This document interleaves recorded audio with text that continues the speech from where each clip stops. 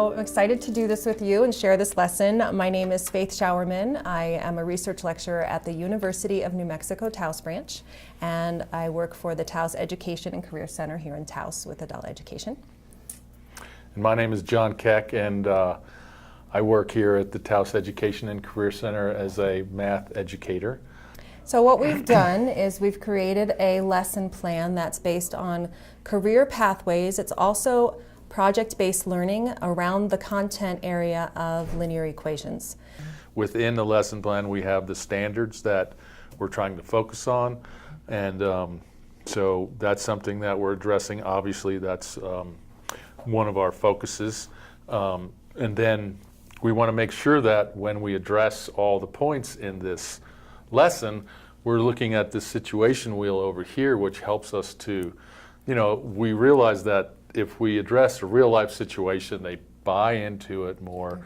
And if we can address it in all these different ways, if we can graph it, if we can show it on a table, on a diagram, in words, in an equation, we touch all these points and it helps them to, to understand it more deeply, and hopefully it will stay with them longer. Mm-hmm.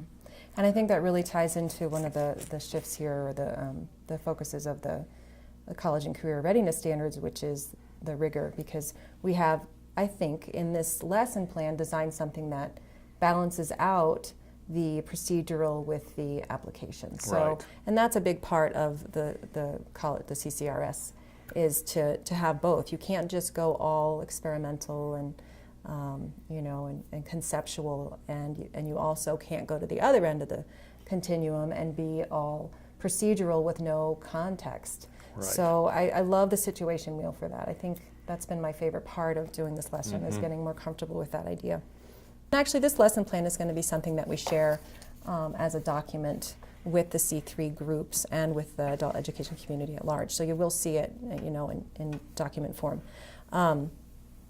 But really drawing on the prior knowledge is something I strive to model today. I hope that we succeeded in that. Instead of telling, I want to ask. I'm constantly asking the students, like, what do you know already about this? What does this look like to you?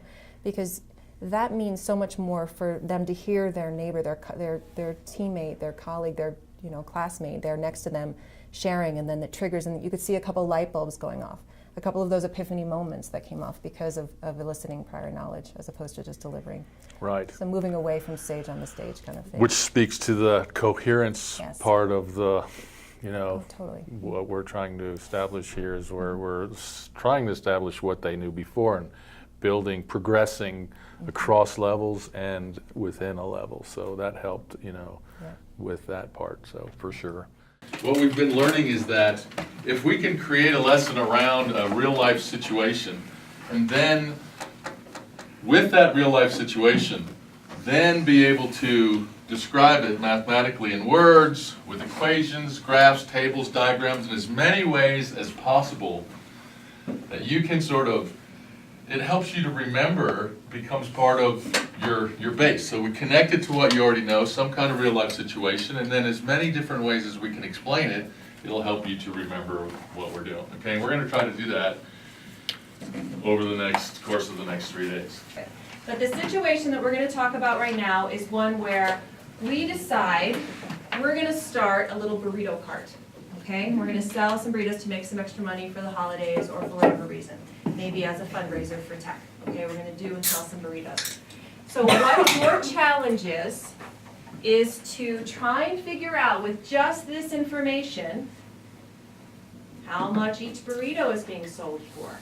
If we know that if we sold 4 burritos, we would have a profit of $2.20, what we want to see if you can do in any method you know how is to figure out how much the rest of the table would be filled in. How much would it be for 5 burritos? How much would it be for 6 burritos? And so on. How did you figure that out? How did you? I did 220 divided by 4.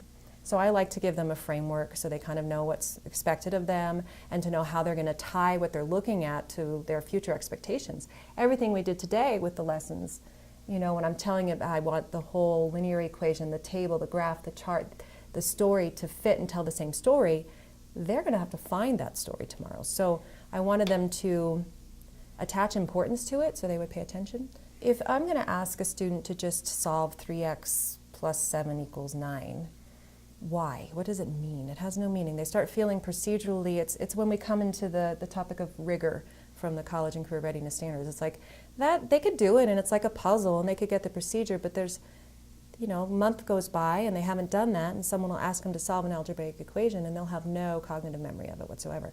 But you attach that to a story, to a situation, to something meaningful. We let them attach it themselves to something that they find meaningful, and they're not going to forget it. These variables have other names that we call them. The X is, well, I won't tell you, let me ask you. One of them is dependent and the other one is independent.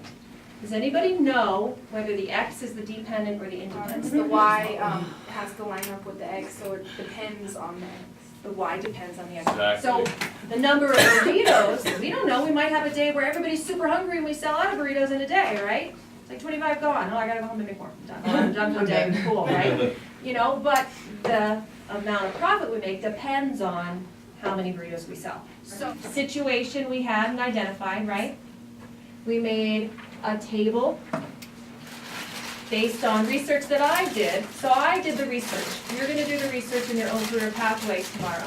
But I did a little bit of research here, and I came up with these numbers and figured it might cost me $15 to get started making a couple burritos, and so on. So I then did the table. You're gonna do the same thing. You're gonna have your situation, you're gonna find your data. We're gonna go in computer labs. If you have smartphones, you can do research in here tomorrow. So we'll help you make sure you have the ability to get on the internet and find some real world research in your career cluster, okay? And you're gonna build yourself a table. Then you're gonna recognize what the pattern is here so that you can create a story. They're gonna learn to communicate with each other, communicate with us, you know, ask questions when they don't understand something, present an idea. All of those things are very helpful when you're out in the workforce and you're in your career. And the teamwork is going to be the big thing Yep. tomorrow that we're going to have to really support them in, because that's huge. So many careers now work in teams and collaborative teams. I want to be really transparent with this lesson. I want to be really transparent with the students and be like, this is not just an assignment that we're asking you to do. This is a professionalism skill. This is something you're going to need in your workforce. This is something that builds confidence. But it also gave them a framework to think about, like, Right. why is this important? Why are they making me present in front of everybody, you know? And I'm always, this is my favorite part of a lesson. I mean, seriously, seeing what they do with Oh, it. yeah.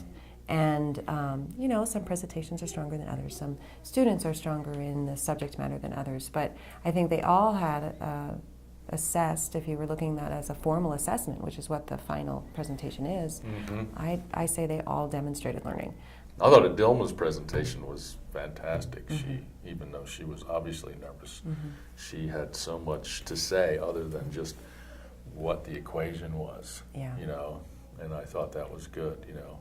And that's kind of, it's interesting when I don't know if this will help if other teachers do this lesson, you know your students, and when there's a particular struggle and to share, she had wanted to leave yesterday and didn't want to be part of the project. And I said, you know, Adilma, you've got a lot of wisdom, you've learned so much, and the Peace Corps idea is something that our students have probably never heard of. And what you have the ability of right now is a place to share with them something that you find passionate about and have passion in yourself about, which clearly she did. And I think because she's such a service-oriented person, it kept her in the game. Yeah. And she benefited from it, and I think she feels pretty darn good about herself right now from it, you know, or she will if She ought to. she's still coming down off her adrenaline maybe, but she will. And I think that as teachers we know our students to a point where what is it that they need to hear from us to get them to stay engaged, you know? And it's so a lot of little subtle engagement strategies that I hope that we modeled today and over the last 3 days that just make a project that much more rich. So that was kind of fun for me to see the little interpersonal things that we do when we know our students. The girls that did health sciences, they were looking at the dental hygienists and they said, in our research, we don't know if we want to do that anymore. You have to clean teeth all day and do paperwork.